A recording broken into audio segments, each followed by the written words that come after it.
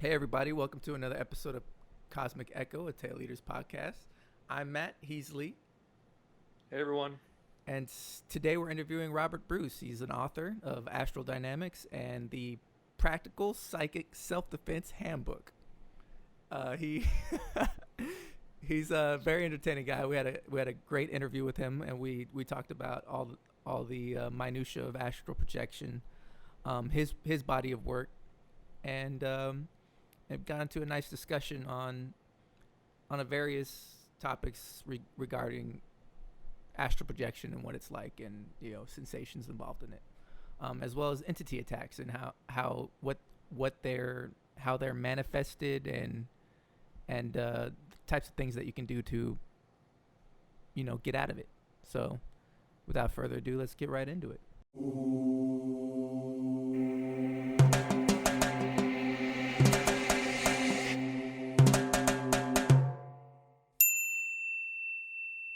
Robert, do you mind telling us a little bit about yourself and how you got into astral projection and in your studies? Well, my name is Robert Bruce, and I am the author of Astral Dynamics, my bestseller. And I think it's sold a couple of 100,000 copies so far. And also my books, Energy Work and the Practical Psychic Self-Defense Handbook. And that forms the main body of my work. I also co-authored the Mastering Astral Projection series with Brian Mercer from Seattle. I think it's out where you are.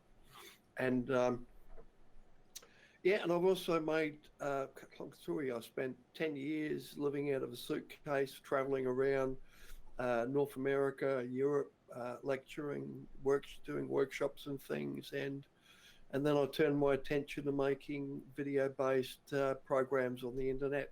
And we have several extensive programs available, including Astral Projection Mastery, another one called Defense Against Dark Arts, which is about how to protect yourself. It's based on my book, The Practical Psychic Self-Defense Handbook, published by Red Wheel. And and I have a powerful internet presence. I do all kinds of things on the internet, write articles, do blogs, videos and things, and generally enjoy myself. Nice. Yeah. How did you specifically get into writing your book, and what drew you into studying astral projection and out-of-body experiences? I started having astral projections about the age of 3-4 years of age. And at the time, I remember my first astral projection where I just started to buzz from head to foot, quite comfortable vibrations, whole body. And I floated out of my bed, feet first, as if my bed was coming with me. And I floated down the landing and down the stairs and through the house. And 5 minutes later, I'm back in my body, and it happened again and again. And it would happen several times a night sometimes. And this was happening every day after that, for all of my youth and up until my early teens, probably. And so I had a lot of experience. I mean, as it started happening, I just accepted it. And I had to work out how to get around, because you don't have legs in the astral. You can't walk. I mean, if you use the normal, if you decide I'm going to walk over there and you move your legs, you just kind of in one spot. It's like trying to walk if you're floating in the water. So I'm going to walk, sure, nothing happens. It's like that. And I had to work out how to move. And in my mind, I imagined that I was on roller skates and that way was downhill. And I felt myself moving. That's what I did. And I would move. And then various forms of moving, different speeds I had to work with. And then I had to work out how to fly. And this was over a couple of years. I was working this out, and I started out. I would run down the road and try to act like a bird, flapping my arms and various things like that until I got into flying. And I mean, I had zero exposure to any. We didn't even have television until I think I was about 8 years old. We had nothing. We had no comics and nothing, no exposure to anything. And this was completely natural, unbiased personal experience. So later in life, when I came across this sort of material when I was about 16, my mother got interested in the spiritual matters. And being a bookworm, I used to read like a book a day.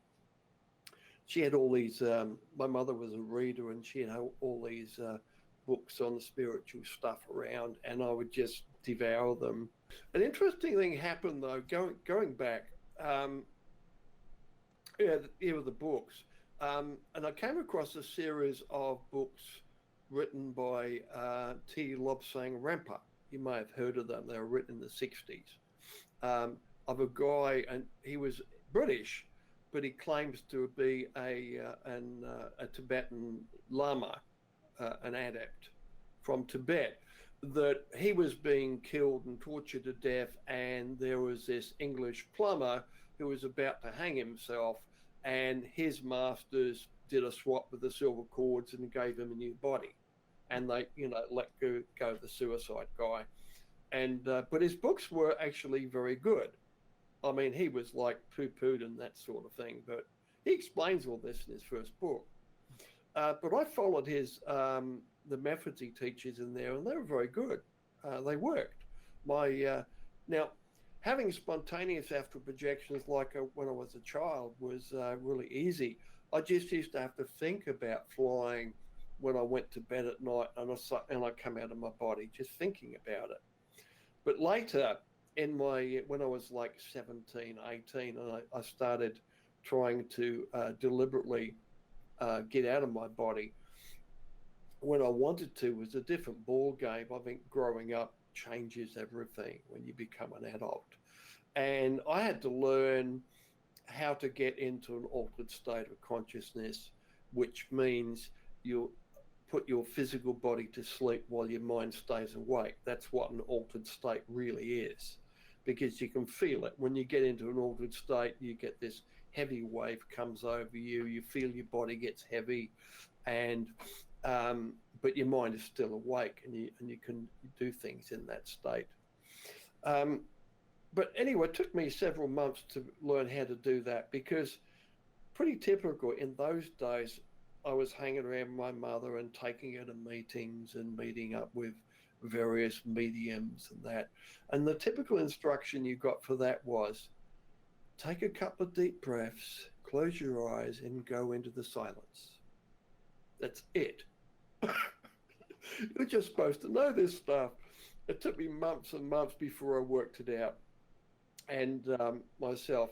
And so after that, you have to learn deep physical relaxation, and then astral projection exit methods and that, which is really tricky. It took me several months again, making astral projection attempts like every night.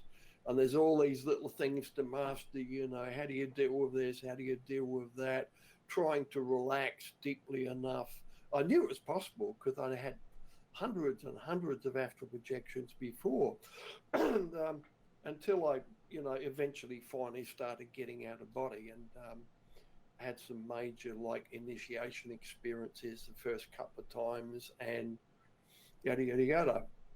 But going back to when I was like 4, pardon me, before my first astral projection that I had then, I had a series of, my memories go back to before I was born, by the way. There is a technique you can use. I've taught many people to do it. You can recover all of your childhood memories and before. It's quite simple to do, just takes time. I'd had a series of experiences where I was waking up at night paralyzed, called sleep paralysis, which is normally related to an astral projection being in progress. But this was different. The vibrations were quite different. These were almost painful vibrations, the type that set your teeth on edge, like biting into a chunk of aluminum or dry cardboard. You know, it makes you sort of shiver. I know exactly Didn't what you like them mean. at all. Yeah. Yeah, yucky. And I hated them. But there was one memory I'd had just before. It's like the day before my first astral projection as a child there. And I woke up with one of these paralysis experiences. And there was, as usual, there was this light coming from above my right shoulder. And this time I managed to turn. It was like moving through mud. Turn around to look at where the light was coming from. I didn't know it then, but I wasn't actually physically moving. That was completely paralyzed. I'm moving what I call my etheric body, which gains some, it's a bit like your astral body, can move around inside your own skin. I'd move that around and I had astral sight, so I'm looking into the astral. And as I looked around above me, there was a ball of light the size of a basketball that was pulsing with this creamy sort of a light. And sitting next to that was a large ET of the praying mantis insectoid variety. Praying mantis, huge triangular head, big eyes and that. And I'm looking at this, I'm just a little lad, so I'm going, what? You know, scary to the max. And I looked at it for a few seconds, taking it all in. And then this thing looked at me, saw I was awake, reached out with its claw, tweaked the ball of light, and I'm out like a light. It put me back to sleep again.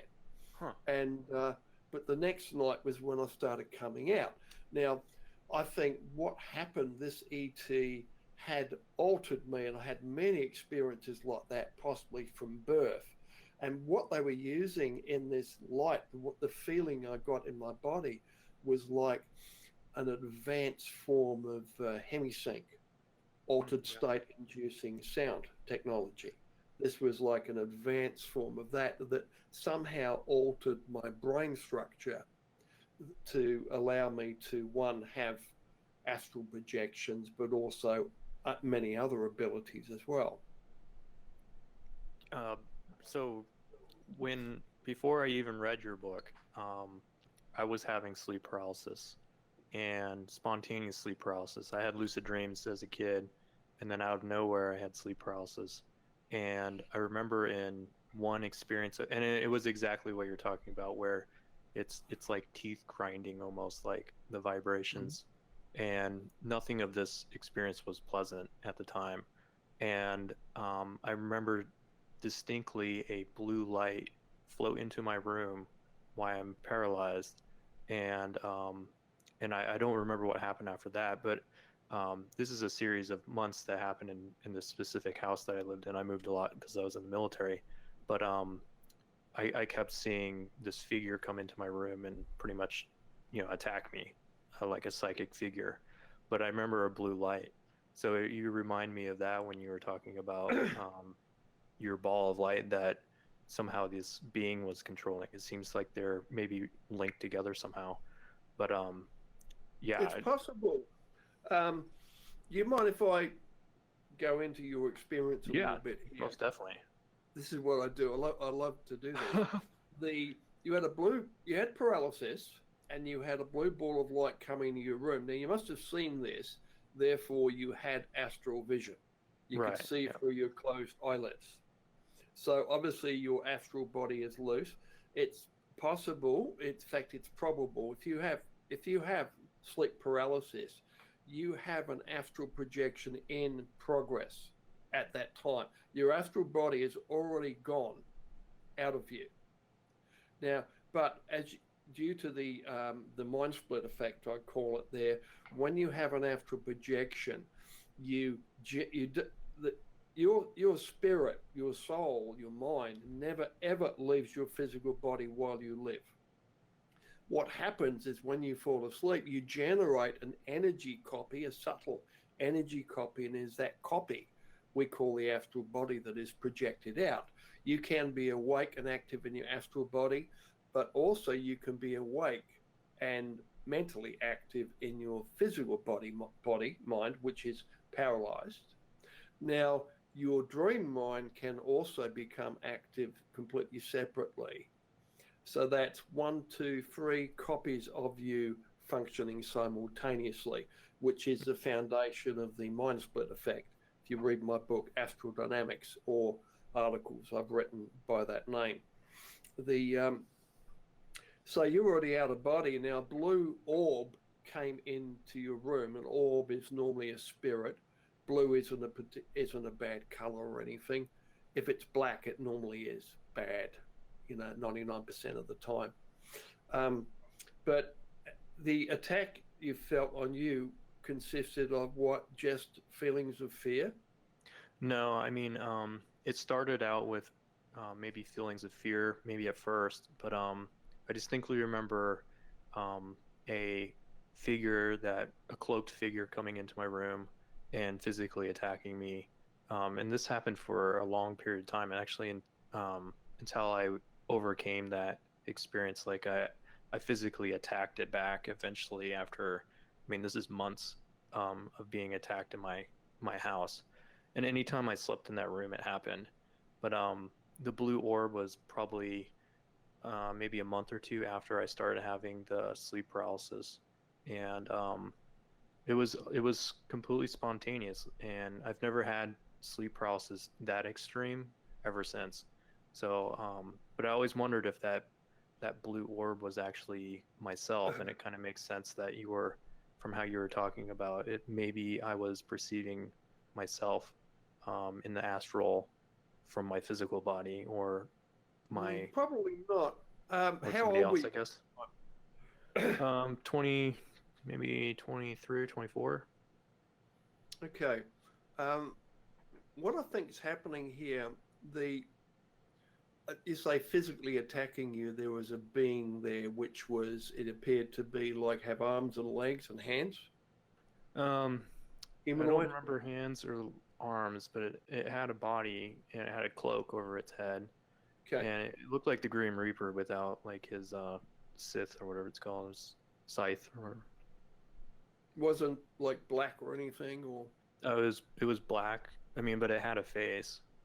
red eyes? No, I don't remember looking at its eyes. It had its skin was like maggots. It was maggot infested face. This is not an entity attack on you. What's happening there, I will lay odds on this. This is a manifestation of your higher self, and it is actually a training program. We have a lot of training programs. I was talking earlier before we got online about the Way of the Master. And what you've done there is you have activated a training program. And what happens is your higher self, the higher, more abstract part of you, utilizes these to teach you about astral projection. Now, waking up with sleep paralysis is often on its own terrifying because you're paralyzed, you can't move, and you feel maybe vibrations or whatever, and you try and fight against that, but you can't move. And this is not calling your astral body back or anything. There's a reason for this. Now, getting out of your body is very, very easy to do. Children do it all the time. Dogs and cats and hamsters and horses astral project whenever they sleep. All animals in the world astral project whenever they sleep. It's a natural function of living. But remembering it is really, really difficult. We are not naturally wired to recall subtle memories. You will find this also applies to meditation. Whereas if you meditate in an altered state where your physical body goes to sleep, you feel this warm, heavy wave comes over you, and you will find you'll remember the first few minutes of your meditation, and then zip, and you remember the last few minutes as you come back. There's a complete missing block, big chunk of it missing there. Now, and that's because the brain, your mind, does not naturally record subtle experiences like this when you're in an altered state. You're asleep, but your mind's awake. it doesn't recall them. The same thing applies, the same problem applies to astral projection. We don't normally remember these memories of our astral projections. We remember a few dream memories occasionally, that's about all. And people have a lot of dreams, but we remember some of them. Yeah. You know, most people remember one or two in the morning briefly. And if you look at the memory problem, it's fascinating. I've studied this intensely. How many times have you or your listeners woken up in the morning after an amazing dream? You're like a 2-hour long watching a movie dream, exciting, and you say, wow, that's incredible. I'll never forget that. Forget what? Yeah. It's gone. It's like the memory is a little cloud over your head and it just drifted away. And you say, oh no, God, it's gone. Oh, it was such a cool dream too. And it comes back. It's, oh, it's back. Wow, that's so good. And then it's gone again. Now, after this experience, here's a really important part of it. It's not quite so obvious. After that experience, you get up and have your coffee or whatever, and times later, you remember that you woke up in the morning with a really good dream, and then it went away, and then it came back, and then it went away for good. You remember that part of it, but you don't remember the content of the actual dream. And this is all of these things are what points me towards here. Great big arrow blinking saying there is a memory issue with subtle memories, astral projection memories, and that. So most of my work focuses on actually working with the memory and trying to make it work. And this applies to what we were talking about before. The reason you have this, you had a version of what is called the dweller on the threshold. Yeah, exactly. Yeah. With that blue orb attacking you. And the purpose of that, that's not a real being. This is a training program. The purpose of that being is to scare the bejesus out of you. Because fear forms a very powerful memory in the mind. It can traumatize you to the point. So after an experience like that, you've got a memory indelibly burned into your mind. So when you physically wake up, finally, you are not going to forget it. It's not just going to drift away like a little cloud. It makes a strong memory. And this is the key for remembering astral projection and training yourself to remember them. Is I teach my students, and like 99% of them have success with this method. You learn deep physical relaxation and how to get out of body. But when you get out, you've got to be committed. 10 seconds out of body, max, no more.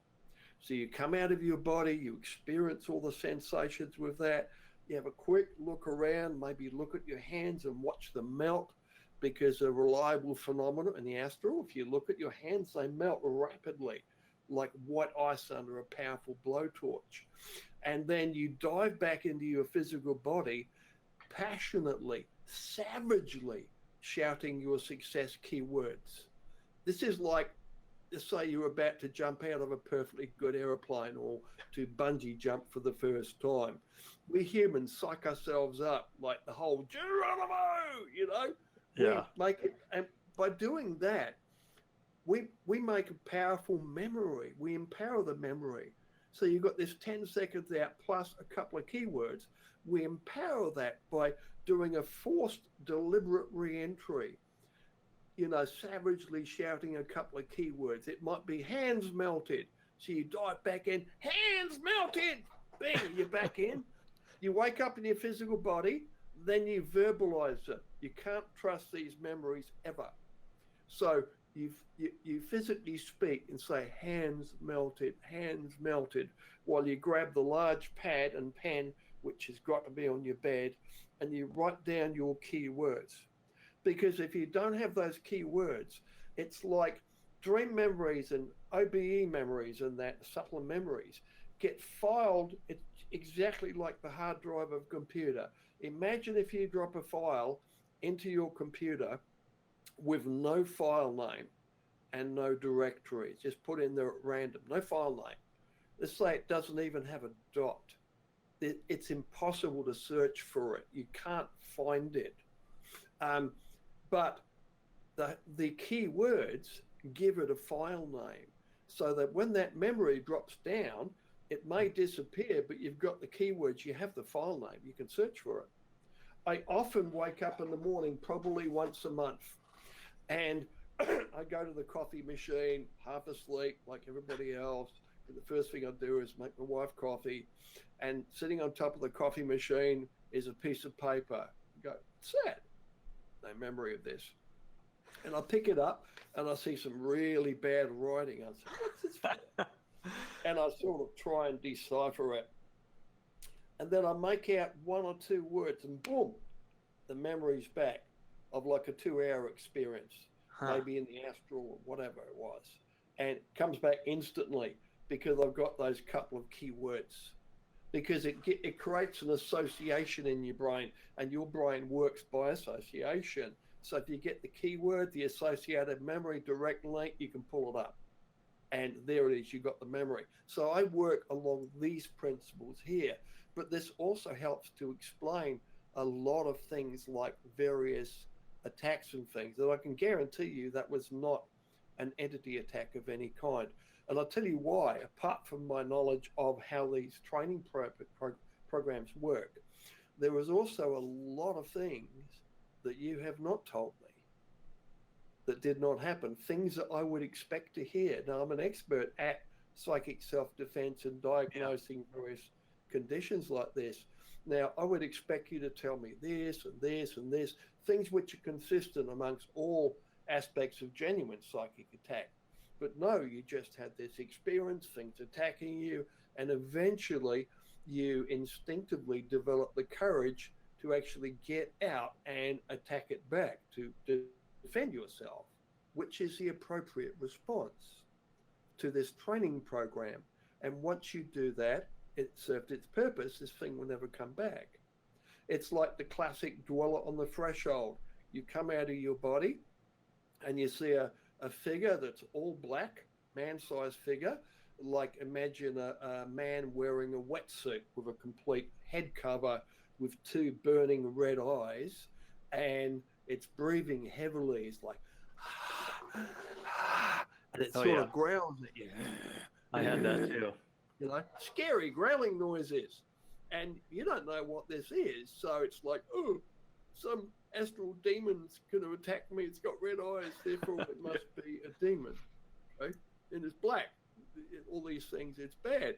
And you might run away and it will follow you. It will never actually catch you or touch you, by the way.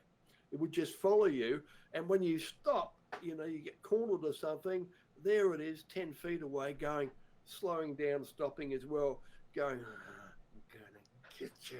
Oh, I'm going to get you. But it never actually does. You say this is completely illogical. If something was attacking you, it would attack you and catch you. And here's, you know, would be an experienced entity attacking you for whatever reason, and you're a complete novice in the astral, you don't even know how to get around, and it should be child's play to catch a person like that, but they don't. Now, the correct response to the dweller on the threshold is to walk up to it. You know, you have to demonstrate to this training program that you can control your fear, which is the definition of true courage and bravery. Demonstrate that you can control yourself. Walk up to it, tell it to go away, leave you alone in any way you like, and then turn your back on it and walk away. You will never see it again. Yeah, you fulfilled that. The box is ticked, completed part of the training program. You may get other things happen, you know, different ones. There's a lot of different initiation programs. There are training programs for clairvoyance and things like that people don't even know about. But they're there, they're reliable, they exist in the ether everywhere. And if certain things happen to you, you trigger these programs. And they're training programs built into the fabric. This is like, imagine the world of the gigantic computer. And, you know, you've got these things built into the computer everywhere. So when A and B and C happens there, bang, this is activated. And up pops a little sprite or something. This whole training program thing will happen. And then you have to work out how best to respond to that using logic, reason, and controlling yourself, of course. What do you think the purpose is for these training programs? I mean, what you said was spot on. After I had the dwell in the threshold situation happen to me, and I agree with that. Like after researching it, trying to figure out what the hell was going on, that's what I found was that it was a dweller in the threshold guardian type of experience. But after that, I went and had my first what I would consider out of body experience. Totally different than a lucid dream, and I was just blown away by the experience completely. And ever since then, I've had these out of body experiences. But I've always wondered, like why did that happen to me? What's the purpose behind that? Why am I out of my body? I'm afraid your higher self is a higher, more abstract aspect of you, something that we would also call God, and by many other names, source, whatever you want to call it. It does not care what you call it. It is just there. It's a much higher aspect of you, much more abstract. You could say godlike. This is very, but this is not outside of us anywhere. This is integrated into every cell and every atom in your body and mind. It is there. It is a silent observer in your mind. It is always there inside of you. It's just not recognized. You have to evolve to a certain point before you start to recognize and interact with this vast being. And this being is very interested in your education and your evolution in life. Evolution is the major factor in the entire universe. Wherever you look, on every level, animal, vegetable, mineral kingdoms, evolution is taking place before our eyes, sometimes over vast periods of time, but evolution is the key ingredient to life. Everything is in the process of evolving.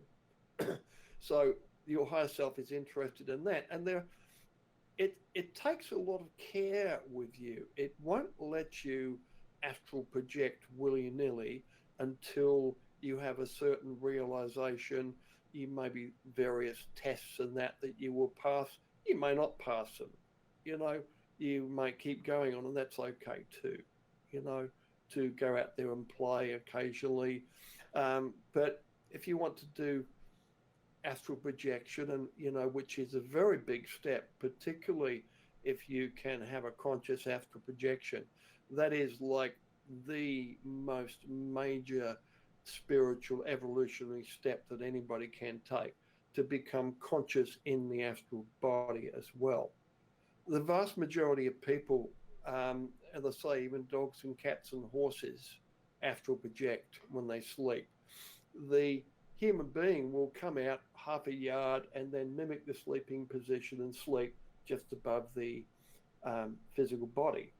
Animals do that too, but often animals will get out and move around for a bit and just do what animals do. They don't even know that they're astral projecting. They don't know the difference. So they behave like they normally would do. But in order to spiritually evolve, you have to have certain understandings in that. And your higher self helps that. And it helps you by giving you these experiences. The most effective experience you can have relating to some things is fear. To have a fear-inducing experience, lock that memory in indelible. It's like, almost got PTSD off of this one, but you're never going to forget it. And once you understand it, you can let it go. It's no longer got a big question mark on it. Was this an entity attack? Is it dangerous to astral project? Will it happen again? When you understand this. But now, as I mentioned earlier, the rule book, the guidebook, the how-to books for life and spiritual activities and that is missing. We don't have it, but we actually do, because every living thing is connected to infinite knowledge. As if you read my article, the catch basket concept, which you're welcome to put on your site if you like. Thanks. Which explains a master materialized to me in full physical form, probably about 25 years ago, and explained this to me. very clearly. And I won't go into the experience here, but the master explained to me what he calls the way of the master. And he said, this has always been done this way and always will be done this way because there is no other way. You have to reach the understanding that you must proceed through the steps of your own personal experience as you explore the greater reality. You can take ideas from books and other people, even techniques and things like that. That's great, but then you sit down and you do it. You try it out. And if it works, great, you brought that into personal experience. So empirical knowledge does work. But the empirical knowledge, imagine with like a scientific method, you're taking an idea or something from another scientist, you take it back to your lab and you repeat the experiment. It works, therefore you give it a tick and you take that into your core beliefs. Everything else that is not based on personal experience has to be put in two other lists. One is the probable list, probably true list, things which you're just awaiting a bit more personal experience before you can take an item of that into your core beliefs.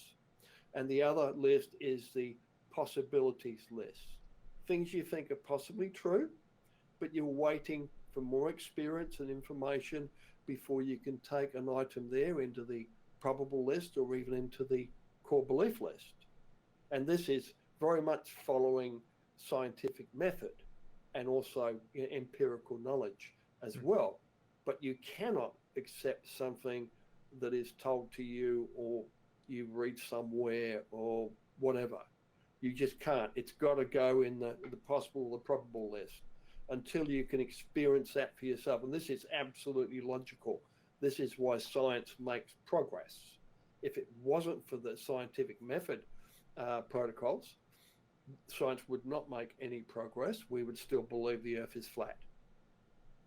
And religion would have a lot of sway in scientific thinking and that. I think was it Galileo, the discoverer, he was excommunicated from the church because he stated scientifically that our world rotated the sun and the universe was completely separate. Nothing, the universe didn't center on the world. He was excommunicated and held under house arrest for like 15 years. And it was only about 8 or 10 years ago they actually lifted the excommunication on him. Not very long ago. Yeah. It's a little past due. But if you follow this procedure cleanses your belief systems. And imagine if you have a triangular belief system filter over your head, like a pool, like a pool game rack, over there. And all of your ideas and communications with your higher self and the greater reality have to go through that triangular filter. This is the average person. Now imagine that all truth and all new ideas and inspirational ideas are circular orbs of truth, little balls, spheres of truth. Now if you force a ball through a triangle, you destroy the ball. It's just not going to work. Only tiny ones can come through, if they can clear that. So this procedure of cleansing your belief systems or disciplining your belief systems progressively makes your belief system filters circular so you can begin accepting orbs of truth from the greater reality, from infinite. This gives you access to infinite knowledge. And over time, you will find that this aperture grows and you can start absorbing more and more information. This is exactly the same process used by artists and scientists and musicians because this is where all the inspirational ideas come from. I know this is very mechanical. It's not very romantic, but this is, proven over my life. This is how this works. Well, put it this way, this is as near as I can come to explaining it in a logical way. And the proof is in the pudding because I have hundreds of people that follow this way of the master around the world, and they follow it because it works. Interesting. Matt, do you have some questions? No, it's a lot of these things follow my path anecdotally in life in general. Like what you were saying about this expanding truth aperture. I've come across this phenomenon just by choosing to start reading nonfiction books. So I started reading biographies. I started reading about economics and stock markets and stuff like that. And I soon found that more and more and more difficult concepts in just anything were more easily digested intuitively for me. And this starts building upon itself so that I can take in loads of just information, quickly sift through it if it makes logical sense to me, per my core held beliefs, and then discard it or hold it at arm's length for anecdotal proof in my life. And that's normally what I do. Or I'll see it logically makes sense and it'll click. You have that click moment, and it goes right into it incorporates into my belief system. So I see what you mean exactly. Like the kind of weird mechanical system that these kind of things I wouldn't normally associate with like a finite process that you do. So as far as questions go, what you said you met an entity or a master materialized to you and taught you this catch basket method. What were the circumstances involved in materializing this experience? Well, back then I was, this was about probably 30 years ago, maybe 28 years ago. At the time I was living in a small coastal town called Albany, and my wife at the time, ex-wife now, and 4 small children in the house, they all went to bed early. By about 8 p.m. they all went to bed, and that gave me the house to myself. And I used to meditate for hours a day, and I'd do energy work and experiments and stuff. I didn't have a plan for this. It just fascinated me. It's just very natural for me to explore these things. And I wasn't following any book or any idea. It's just instinctively in me. So I went into the front room as usual, and it was winter time, and we had a little tile fire going in the room, and absolutely blissful. Closed the door, and this is my my studio for the night. And I'd often be there till dawn, because I'm usually working in an altered state where my physical body is asleep. So my physical body gets rest while I'm doing other things. And this night I walked in there, and the overhead light was on, and I reached down. I was about to turn the light off, and I'd meditate just by firelight, which is a lovely thing to do. And a voice spoke to me, a very clear voice. I could have recorded it. It wasn't a subtle voice in my mind. And I'll tell you why in a moment. And the voice said to me, Robert, it's about time we had a long talk. Now, as this has happened, and it kept speaking, the light's still on.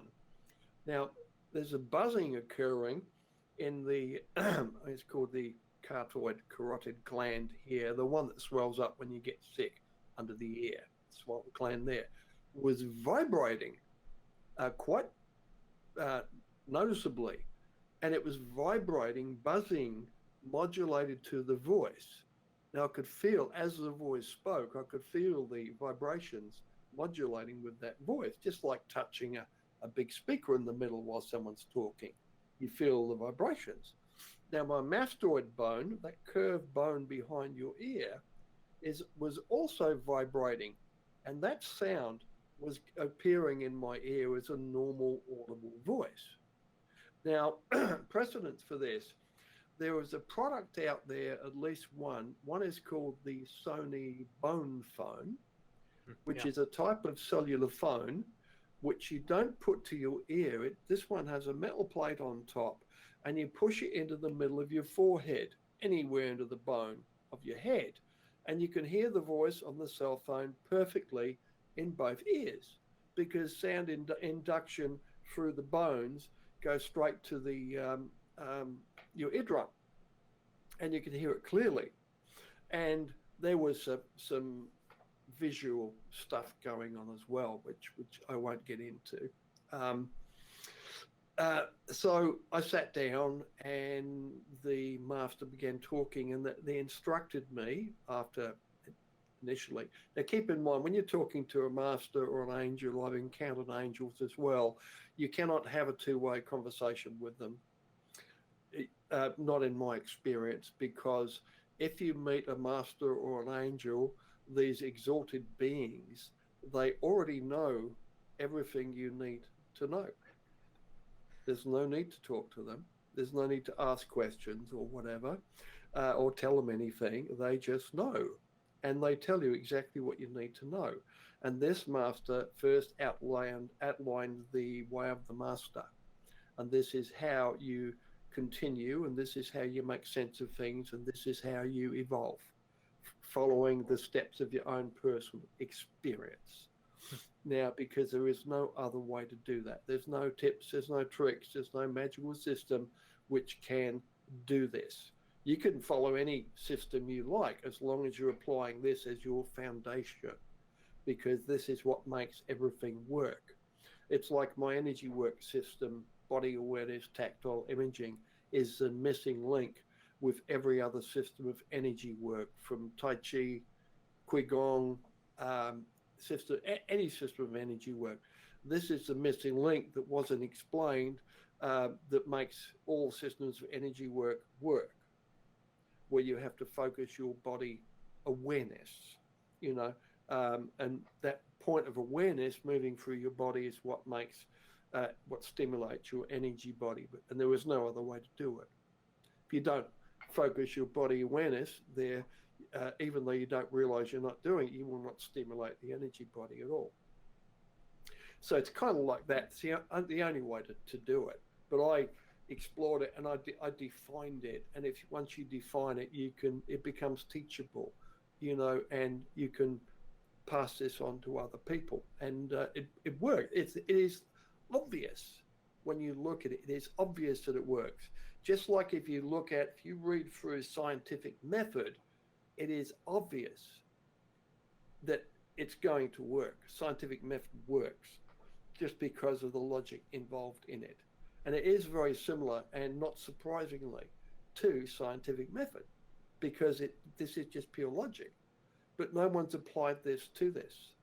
And I'm afraid the spiritual world today, and our world today, has, by and large, lost its way, because they've lost sight of the purpose of life is evolution, is to evolve and to learn, and to become more than what we are.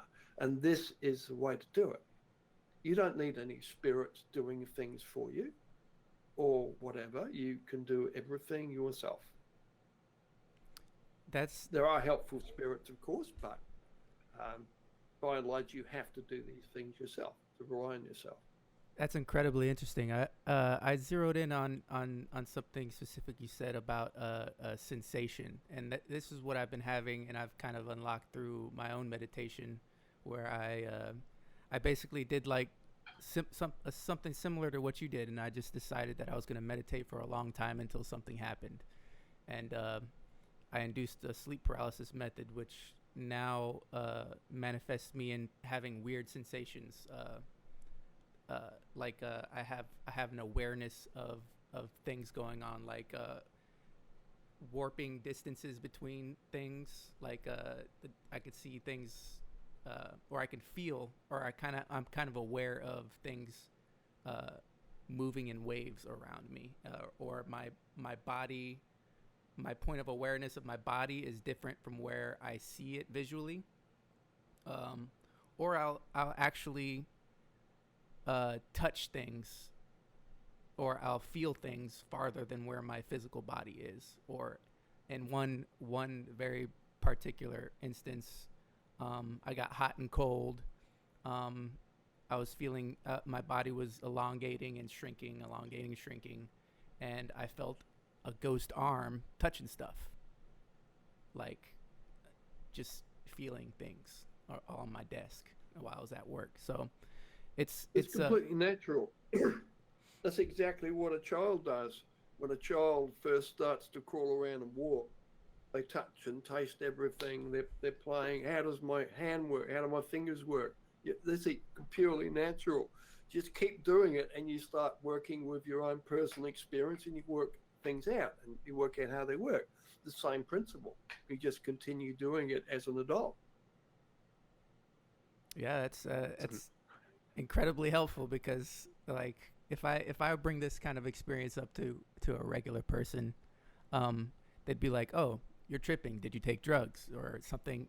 Was it something bad you ate or something like that?" I'm like, "No, I just thought about it, Yeah. an experience I had, and now If you're starting to do that, and having like energy, body, spiritual experiences and that, it's like you realize why I often say, who needs drugs? Nothing can compare to the sensations that I get through energy work, giving healing and things like that. I mean, you're talking about like whole body or orgasmic sensations, which are intense enough to like take your breath away and make you pant, and they can be incredibly strong. And particularly when you start working with your chakras and things like that, and then even approaching Kundalini, which is the ultimate, you could say, evolution of the physical spiritual bodies.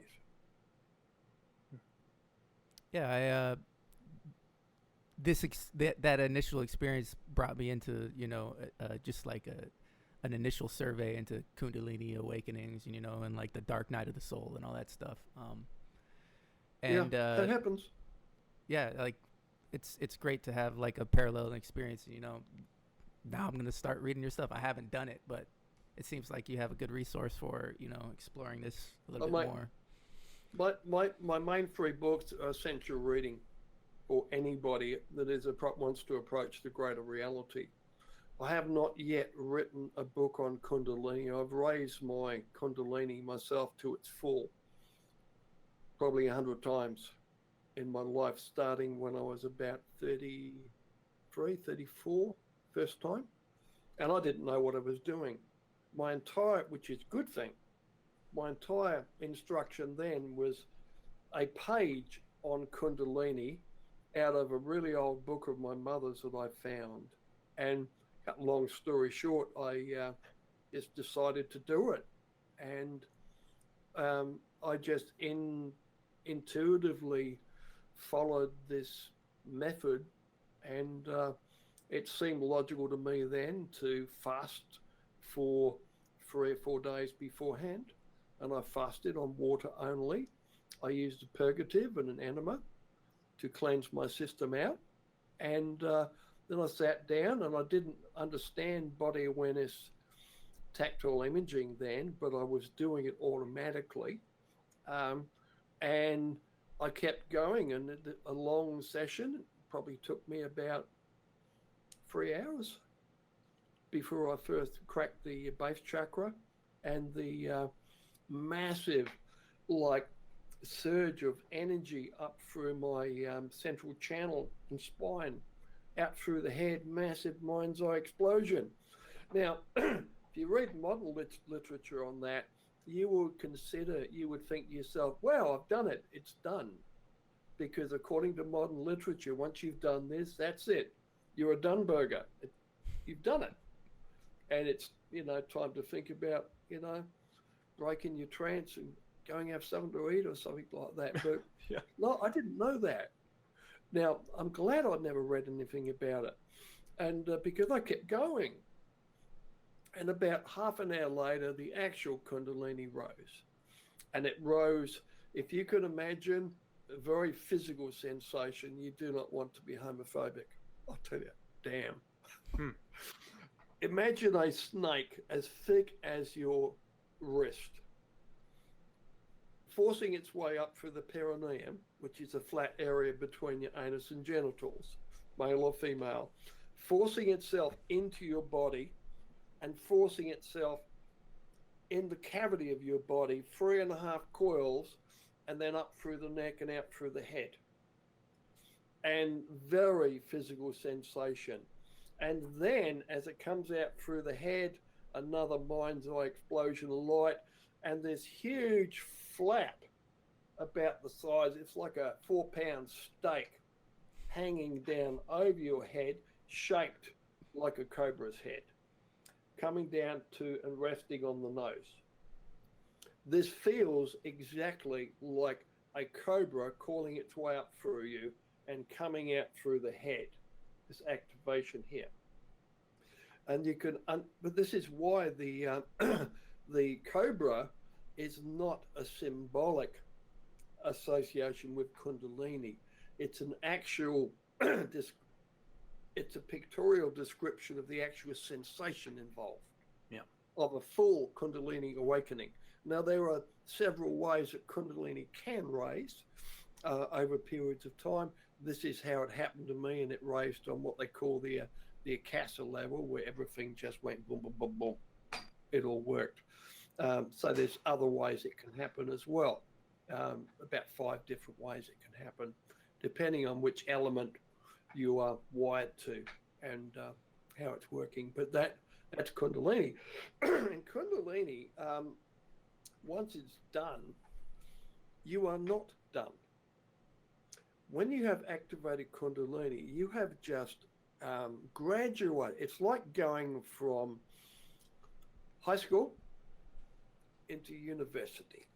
It's a whole new level of development, a whole new level of energy work and existence. You've just gone to university, and but you keep doing it, and you come back a week later and you do it again, and you will find this manifestation inside of you evolves to more. You will get what I call the Medusa effect. You will find there are hundreds of little snakes coming out of your head, of the crown chakra, and the crown chakra is large. It is actually the whole top of your head above the hairline, like a helmet, and you find hundreds of little antenna like snakes coming out of them. They're not snakes. It's more like if you look at a sea anemone, and you look at a sea anemone of the ocean, those fingers move. Okay, you get the Medusa effect. It's just my name for it. It seemed fitting. Interesting thing about that, obviously I've done a lot of experimentation with that, and you can see past, present, and future through time and space. Yeah, you can. If I am in that state with full Medusa here, and you've got the Kundalini snake and this all happening, if I think of a concept or something, if I think of love and I start pondering, contemplating love, I find this automatically changes very specifically into a specific geometric pattern. It forms a complex mandala on the top of your head. If I think of something else, if I think of trees, for example, and nature, it forms another mandala. Whatever I think of, another mandala appears, which somehow represents this. I don't fully understand this. But if I think of a person, if I think of another human being, let's say if I think of you, they form another mandala, but the ones at the front here actually physically point to where you are in the real world. And if I think of somebody else, they'll change and they'll point to there. If I think of a place in the world, if I think of Ayers Rock, Uluru, if I think of the Eiffel Tower, it will point to where it is in real time. A fascinating phenomena, and obviously there's a lot you could do with that, but I spend a few weeks working with that, then I move on to something else and something else, because, I mean, you could spend your lifetime just exploring that full time. By the way, with long meditations, it's a very important thing to do. there's a direct association between your altered states and your sleep patterns. When you go to sleep, you start in light sleep, you go to stage 1, 2, 3. There's a waveform, and it takes 90 minutes, an hour and a half, to get down to the bottom, you could say, of the deepest level of deep sleep. And then it comes back up again to almost waking up, and it goes up and down this waveform like that. Now, it takes about an hour and a half of meditation to settle, to get into, after the onset of the first level of sleep, when your physical body goes to sleep while your mind stays awake. It takes about an hour and a half to reach peak experience level, where you are at, you could suppose, your most sensitive. And you will find most of the heavy stuff relating to meditation, and that will occur at that level there. But you need to be able to keep your mind awake. There's an association with these lost memories. With most of my work on astral projection focuses on recovering the memory of the astral projection after the fact, because we don't naturally store those memories. So a similar thing happens during meditation, and one way of training yourself to help with astral projection is to train yourself to remember your meditations. And you use that by following the slight discomfort rule. And that is, you never, ever meditate laying down in bed. You will just have a pleasant nap. You'll be meditating, sure, and you'll remember the first few minutes and the last few minutes as you come out, but there'll be this big gulf, and this is 99% of people. Sit in a chair, put a footstool in front of you so you put your feet up a bit, otherwise your feet will swell up, and it's bad for your health. And try that. Try a recliner or an office chair like this. I do most of my work in this chair, which is a bit of a slight angle back. Perfect. But if you're having problems connecting with it, recalling your meditation experience, you're still getting that click out, you move to a hard-backed wooden dining chair, not totally comfortable, and maybe put a piece of hard cardboard underneath where you're resting your feet. So you've got a slight discomfort there, and you adjust your level of slight discomfort, physical sensation in the body, to the point where you can keep yourself conscious and recalling the memory during the experience. There's a reason why people are generally more successful at meditation when they're sitting cross-legged or in lotus position with no back support or head support. Because if you start to click out, your head will droop and bring you back. It'll droop over and over again until you can, that's actually really good training, because use no head support until you can actually stay conscious. And the only way you're going to do that is to become aware of what it's like to fall asleep, which happens very quickly, because we need to put the body asleep but keep the mind awake. And it can be a bit tricky. But if you can learn to do that, you can learn to accept the heavy wave, but you're also conscious enough to be able to move your physical body. You're not paralyzed. You can move slowly. Movement causes like massive tingling for a limb, particularly if you stand up and walk. But you get used to it progressively over a period of time. So I recommend just a simple wooden kitchen chair. That makes sense. If you don't get swollen ankles, put a cushion under your feet, if nothing else, and use that slight discomfort, which you can ignore, and continue. And you will find your meditations will be astoundingly better. The sensations you describe is completely consistent with the experience I had, and the only really successful experience I had with a long meditation, which was in the lotus position. I felt the tingling sensation of everything going around, and then I felt the heavy wave, which I recognized as sleep paralysis. It was just like, like pushing me out of my body. It's not actually sleep paralysis. When you master the ability to get to that heavy wave hits you Mm-hmm. during meditation, that wave signifies that your physical body has fallen into the sleep state, but your mind is still awake. You may feel very heavy, like you can't move, but you actually can. And I teach my students, once they've mastered this stage, the next thing to do is to start raise one finger. You'll find it doesn't want to move, but it will if you tell it to. You raise a finger, you just know that you can move. And when you move it, you'll find there's a bit of impact in the solar plex, a bit of a shock. And you'll find massive tingling in your hand. And then you raise two fingers and then all of them progressively working your way. And then it's both hands, you raise your fingers until you can handle that. And the tingling, you get used to it. And then you start raising one arm slowly, slow motion, massive tingling throughout the limb, and then both.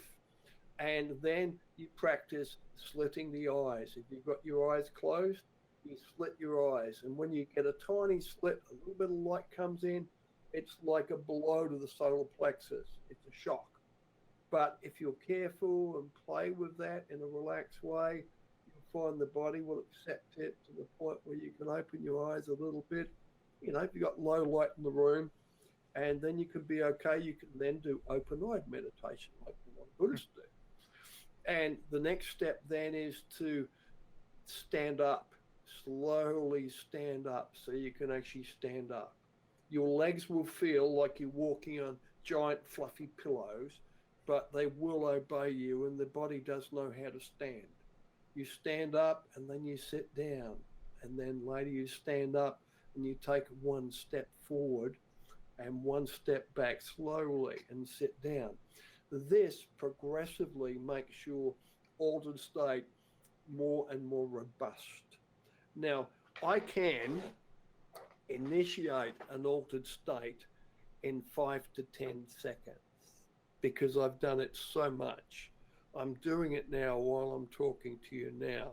A certain technique I do. I feel the heavy wave come over me.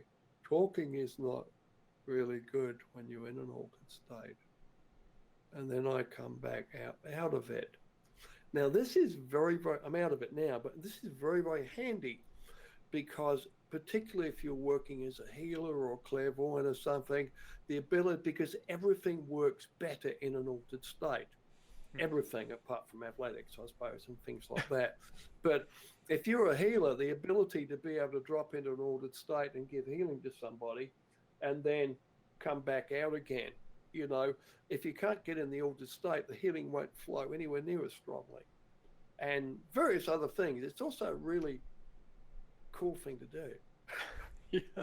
Just being able to fall into an altered state. I mean, air travel and that suddenly becomes pleasant.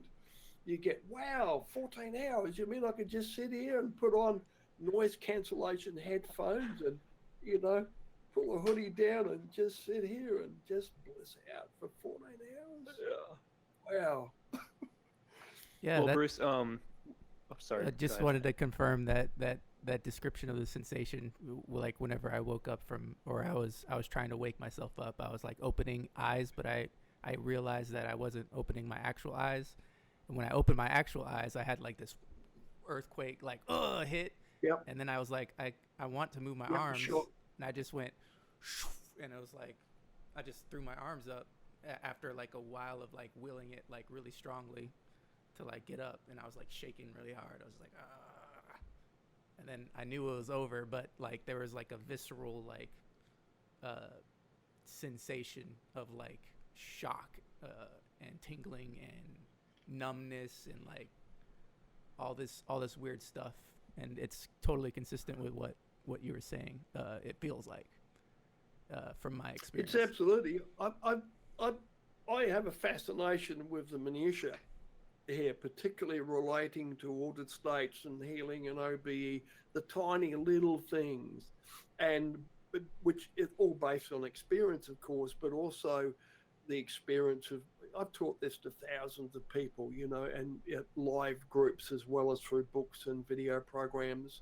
And the feedback is very consistent because everything I teach is based upon personal experience, which if I learn something new and I do it, I instantly try and start teaching it to one of my apprentices, and they do it as well. Then I know it is something that's teachable, and it may be useful. It may not appear to be useful. It might just be something interesting to do, like a new energy work technique or something. But it's always fun. You know, I find it just absolutely fascinating. I'm like a kid in a candy store with this stuff. And the beauty of it all, I've only just scratched the surface here. I mean, the world in general, fairly, understands about 1% concerning the greater reality, greater spiritual reality. I probably understand 10%, which means there's 90% left to explore, that's what lights my fires, the exploration and discovery and new things. And then you do discover these new things and you find it's really ancient stuff because it's always been done this way. Well, that's great information. Yeah, I can relate in that sense of having the aspiration for adventure in out-of-body experiences and astral projection and even meditation in altered states. About some of the new stuff that you're into today, you talked about defense against the dark arts as being something that you're currently kind of focusing on your attention on. Is that correct? Yeah, there was we have just released about 2 weeks ago. We've released a major new video program. A lot of people don't like to read and don't learn well from books.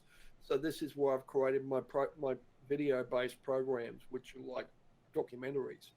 Astral Projection Mastery, it's got like 30 hours of video in it, and the Manifestation and Self-Healing is another one, and Defense Against Dark Arts. We borrowed that from Harry Potter because it's cute, and is based on my book, The Practical Psychic Self-Defense Handbook, and that's like, it's got about 20 hours of video in it, but that one is full documentary quality, high def, and it's a big learning curve, audio, video, and particularly video, and so that's just that. Oh, by the way, my manager just told me we've just started a 50% off sale on everything on our website, all our programs. Okay, great. Yeah. Now, considering that Defense Against the Dark Arts is normally almost $400, yeah, you know, half off is significant.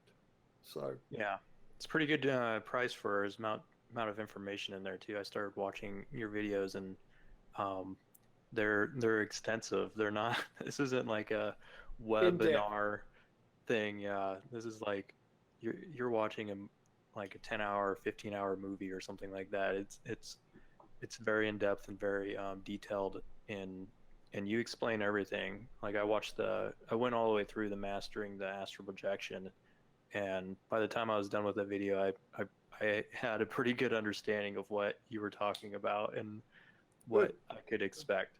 So they're very, very good quality and worth people's time. It's very practical too, because of the way that I focus on the minutiae. It's like with psychic self-defense and that. Keep in mind, this is practical psychic self-defense, and that involves practical things that anybody can do. I've taught some of my main methods to 5-year-olds, literally. Now, if I can teach a 5-year-old to do a successful countering, there's some children that have horrific entity problems for various reasons. You know, if I could teach a 5-year-old to do a pentagram banishment using the primary God name, and teaching them that they can, if they get in serious trouble, jump in the shower. I'm sure your parents won't mind. 5-year-old jumps in the shower. But you'll find you could be suffering a massive demonic attack, the worst of the worst, which is very, very painful and debilitating there. You jump in the shower, it stops instantly. You find, hey, I'm fine. You get out again, it might start up again, usually does. And you will find also an interesting phenomena here. People that have a psychotic meltdown are often found, when they finally call the ambulance on them, they are found in the shower. And they may have been in the shower for a couple of days, day and night, because we don't have enough knowledge to say, look, you need to get out of Dodge. You've got to get out. Leave the house. These things don't travel well. They're not very good at following you in that.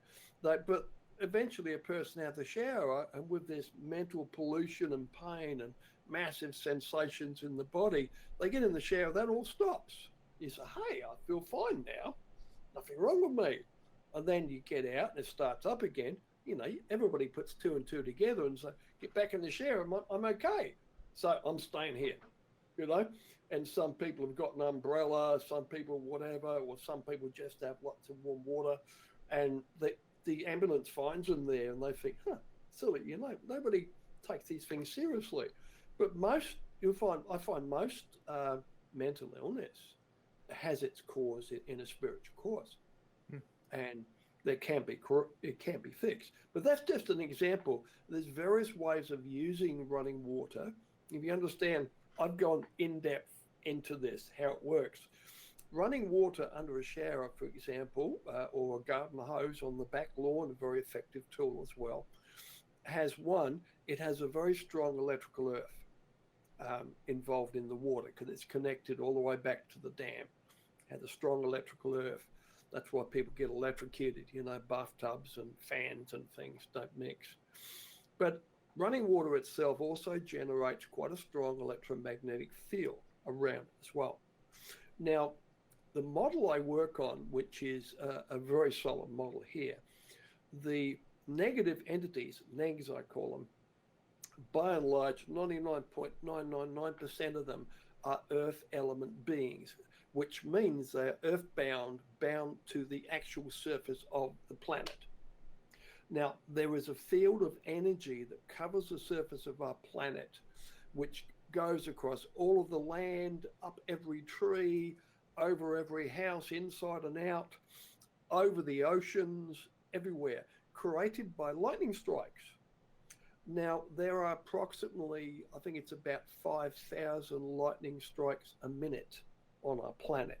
So you've got this massive bombardment. Now, when a lightning bolt hits the planet anywhere, apart from doing some localized damage, these billions of volts spread out instantaneously, the speed of light around the surface of the planet. So what you're looking at is a perpetually dissipating field, which is continually being topped up.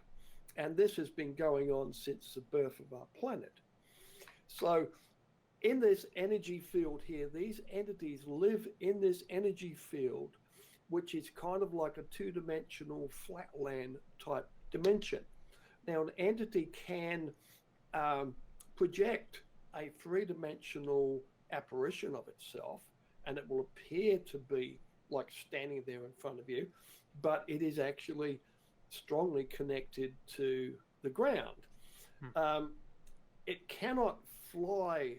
If you put down a running water defense, you put down a garden hose around you, running water, you will find an entity will come up to that and is stopped cold by running water. A water main pipe, a sewage pipe running liquid, same thing, it can't cross it. And you would think, well, like Casper, it could just fly over it. But no, they can't. This is proven time and time and time again, hundreds of times. They can't. An example, I have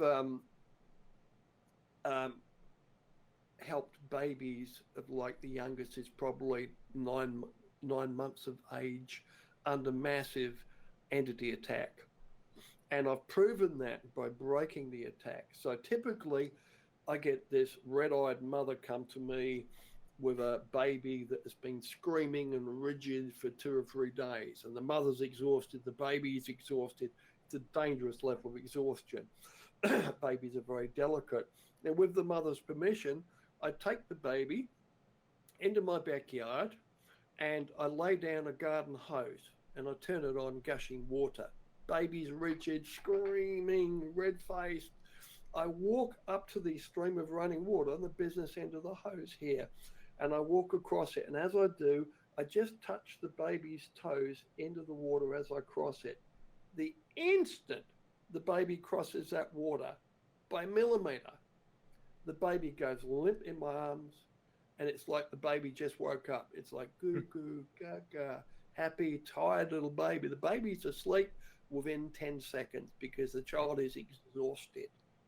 Now, one step back over that running water, scream, rigid baby, goo goo gaga, this side, scream, goo goo gaga, scream. Very dangerous experiments. Now, I've done that with babies. I didn't understand at the time of what's happening here, you know. I've done it with hundreds of adults as well as myself. At times when I've been under attack, I go out there and I cross the running water, and I'm like crippled with pain and that, and cross the running water, stops. Same as the psychotic getting in the shower. One step back over, pain, back, no pain, pain, no pain. Now I'm looking down here, and I can see, yeah, this is forming a barrier, you know, it's starting to come together. But now the hose end is right in front of me, and there's a pool of water, maybe 1 yard long, as the water gushes out and soaks into the grass in my backyard. Now, why can't the entity see this and just go around?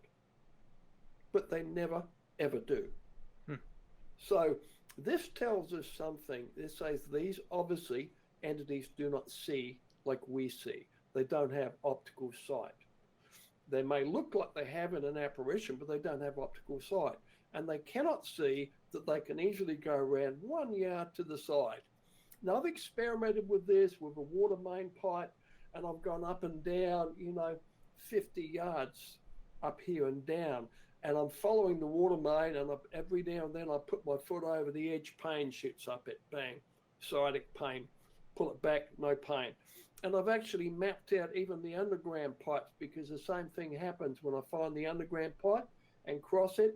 It's like there's a pit bull the other side waiting to get at me I'm sticking my toe through a fence. Now, working, this is how these things operate. Using running water countermeasures and electrical earthing countermeasures, like it gives whole new meaning to electrically earthed bed sheets, or grounding bed sheets, which are very, very effective. It's one of my primary countermeasures. And electrical earthing pads, like electrically earthed mouse pads and foot pads and things like that. These things suddenly become important countermeasures if you are suffering attacks of this nature. That's fascinating. And thanks for sharing the techniques there. That sounds like a lot of people could just use that to kind of figure out what's going on in their reality, I guess. Well, typically today, there's some problems with the whole New Age movement and their approach to victims of entity attacks and that. Because if you're a victim of an entity attack that may be ongoing, and if you approach the average New Age type healer or teacher there, instantly in their minds, they're blaming you for your problem. And they're looking at you, what have you been doing? You've been dabbling or something? Or because I'll tell you exactly where this comes from. You go back to about 1880, I think it is, Allan Kardec's books, the Medium's book and the Spirits book, well known at the time, spiritualist books, where he is questioning spirits channeled through various mediums. And in one particular point, this man had experience with observing possession in other people, so he knew it was real. And he's questioning the spirits about possession. The spirit categorically states possession is impossible, it cannot happen. They said a spirit cannot fly into a person like a bird into a tree, were his exact words. But Alan pushed and pushed, and these books are public domain now. Allan Kardec with a K. You can download them free off the internet. The Spirits book this is out of. And when he pushed a bit and said, well, I've seen this and seen that, the spirit sort of went, okay. Well, they said, if there is something inside of the victim, like there is inside of this bad spirit, then like attracts like, so the person is actually attracting this spirit to them. So it's really their fault because they got something bad inside of them, which is attracting this. Now, this is absolutely wrong. This spirit was lying through its teeth. And I've proven that with countless experiments here. Now, what sort of bad thoughts and bad ideas do you think a 9-month-old baby Yeah. will have? Yeah. In fact, I've even done it as young as 6 months of age. Now, this is pre-language age. It is impossible for that child to have a bad thought. That child's entire mind and life revolves around breasts, milk, bottles, diaper changes, and sleep. That's it. You know, it is utterly impossible. And I've had this argument with other people, experts in this field, many of them. Now, this argument they have is totally, well, until I came along, was totally unfalsifiable, which is a bad sign to start with. You can't prove it's right or wrong. Just like karma, same thing. You can't prove it's right or wrong. But in this case here, the only thing that worked in convincing these people that I was totally weird and they needed to leave because I'm interfering with their beliefs, and people do, they withdraw, was because they had no explanation for why a 6-month-old baby could be under massive demonic attack. Because in their rule book, in their model of the universe, that can't happen. Because in the minds of the New Age movement by general, the greater reality is like this model Swiss village where everything's neat and the crossings, everybody obeys the law and it's all nice and neat and happy and everyone's smiling. But in my experience, the greater spiritual reality is more like the old Wild West, where anything goes and what works. It's not what you, it's more like Harry Potter's world than it is to that. It sounds like a lot like biology too, in a way. Like, viruses and bacteria aren't based off of how good a person is, and it sounds like these spirits are pretty much the same kind of concept, where it's not really your fault that you get an infection. It's just the bacteria is on an attack, it's trying to feed. And that's the result. You become exposed to it by touching a surface or a handrail or something blowing in on the wind, or you drank or ate something and you're exposed to the virus or the bacteria and you get sick. It invades you. And this is how, by and large, a lot of entity problems start. They just start because a lot of these entities, they live vicarious lives, and a lot of the lower entities, which is mostly what my work is for, applies to. The higher entities are a different matter. You really need to get a bit of magic happening if you get like any higher beings attacking you and that. And a lot of people might think I'm being attacked by an archdemon or whatever this is, but in reality, when it comes down to it, you find there's some low life thought form or egregore or spirit that's attacking them, that's been there for so long, this tiny little thing, because we don't believe in them and we don't do anything about them. This tiny little thing has gotten bigger and bigger and bigger, and this little baby is grown. Wow, it grows into a big boy, and suddenly it's a powerful entity. And they lie to us, and if you try and find out what it is, this is an archdemon, and in a past life you did this and that, and it's here to torment you. You get all these stories appear, but in reality, it was something little, often hereditary, coming down from your parents and grandparents, maybe from hundreds of years ago, and over that time, it's grown bigger and more powerful, but in nature, it's actually quite easy to deal with. I mean, it can't even cross running water, and let alone withstand, consistent electrical earthing to the physical body.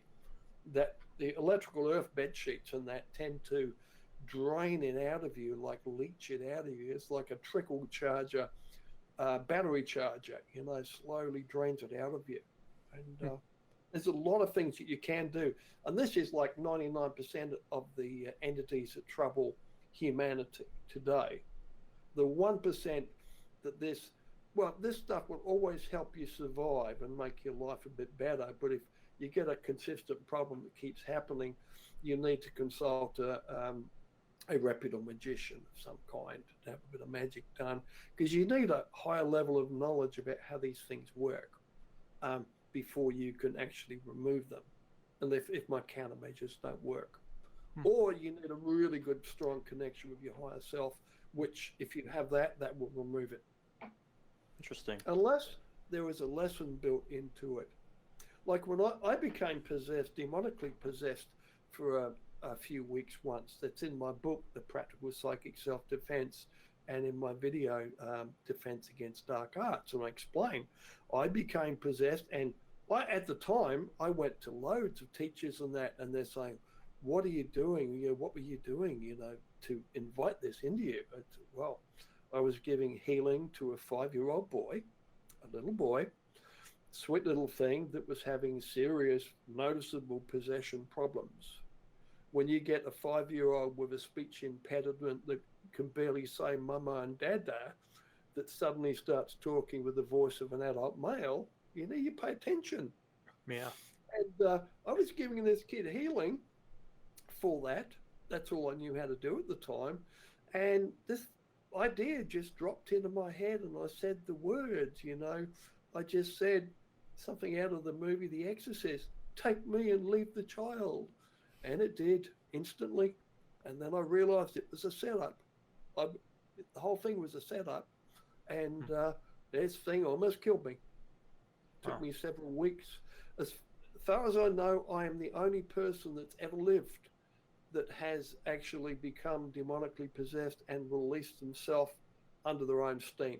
Because over a period of a few weeks, I had to make some really big connections with my higher self, and also work out how to remove this thing from the self, which I did, which is, one of the things that I teach. So most people, and getting help is difficult, because I found then several teachers and healers I approached there, once they find that you have a real problem, they ask you to leave the building.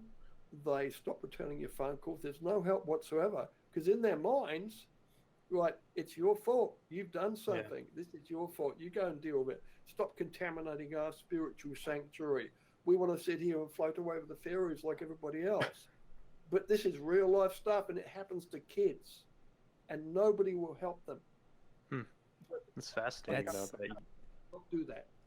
That's incredible, because from my experience, it has a lot of biblical parallels with what you're saying, like exact biblical parallels. Like a lot of people don't realize, like a lot of the Old Testament has very practical spiritual advice about, and part of the reason why people don't eat pork is because of that situation where Jesus expelled the legion and they ran into a herd of pigs. That's why people don't eat pork, because they can get spiritually contaminated from eating that. It's not a function of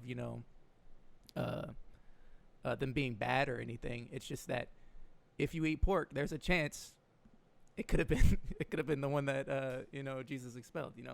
Well, if you're looking at religious advice, that it has a practical nature plus also a spiritual nature. Like the Jews, for example, they won't eat pork and they won't eat chicken because it tells them in the Bible, the Old Testament, they won't eat anything that crawls or slithers on the ground, so they won't eat snakes and things like that, and chickens are one of them. And pork is another one. But also, plain up health advice there. If you're living in a world without refrigeration, two of the most easily contaminated meats in the world are like pork and chicken. Very easily contaminated. If you don't have refrigeration, it's like, if you're going to eat those things, you've got to kind of eat them the day you slaughter them. Otherwise, the next day they're likely to be contaminated. So there's a lot of practical information in there. Yeah, definitely practical information in religious texts as well. I mean, you were talking about religious advice, and today we've got like generally accepted advice. And which is like completely illogical and doesn't work. Like if someone has a spiritual problem like this, it's their fault. Stay away from them. So you don't want to catch it. They're unclean. Avoid them. So that this isolates people effectively, and they don't understand or even believe in these things. So they end up in a psych ward or medicated or something, or dead. I have people sometimes, die of this. And of course, they die of some physical problem, but in my mind, it's like brought on by this. And sometimes it's suicide. People will kill themselves to escape it, or the entity, takes control of them and kills them. Wow. Suicide. But yeah, they're wrong, absolutely wrong. And it goes back to Alan Kardec's work and other works of the age, which is saying that if you have a problem like this, it's because there's something bad in you. You understand these spirits are covering their ass. It's like the spirits that are being channeled through these people are not what they say they are. By and large, spirits are mischievous, deceiving entities. They won't even lie straight in bed. They're like usually lying to people, telling you what you want to hear. And they're not going to be telling people the truth about these things, which might threaten their very existence, where they can play with and, all these entities feed off human beings, life force, energy is a coin of the realm, and plus having fun. And a lot of them use us as a host in the same way that like intestinal parasites, which live inside of human beings, use a human as a host. And an intestinal parasite's not going to tell you how to get rid of it. Sometimes they even manipulate like certain animals and stuff to go into danger so they can get eaten themselves and then processed into like bigger parasites and stuff like that, so they can control how people act. Because animals are affected. And it sounds negative entities. Yeah, spiritual parasites sound exactly the same as physical parasites as well. So they're running in the same areas. There's a lot of similarities. I started thinking the same way along your line of thinking when I had to deal with all this stuff.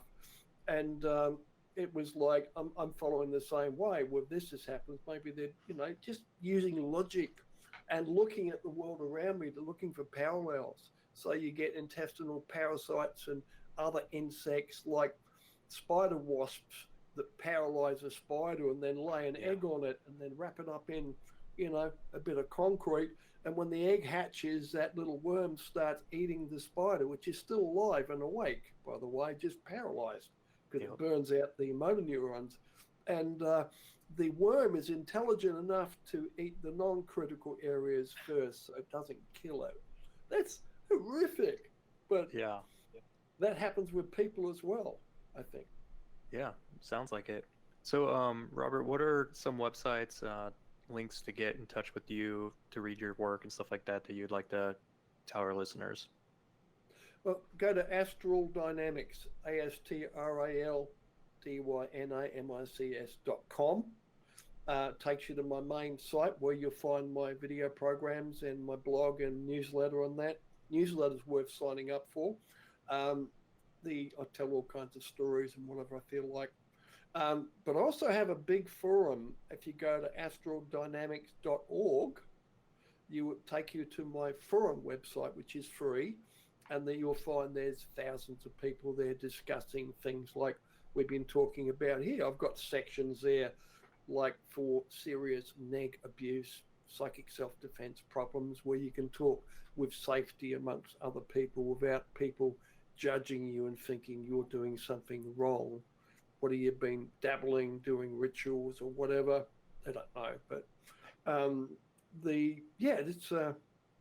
and go to any good bookstore and you'll find my books there. Go to Amazon.com all over the world.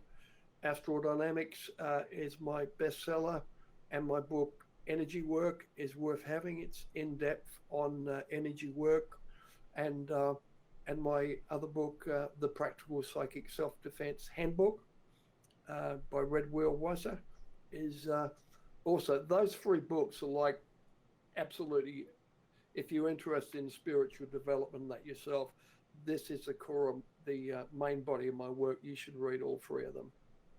Awesome. Because it gives you, basically, it'll put you to where I am now. Awesome. And save you a lot of time.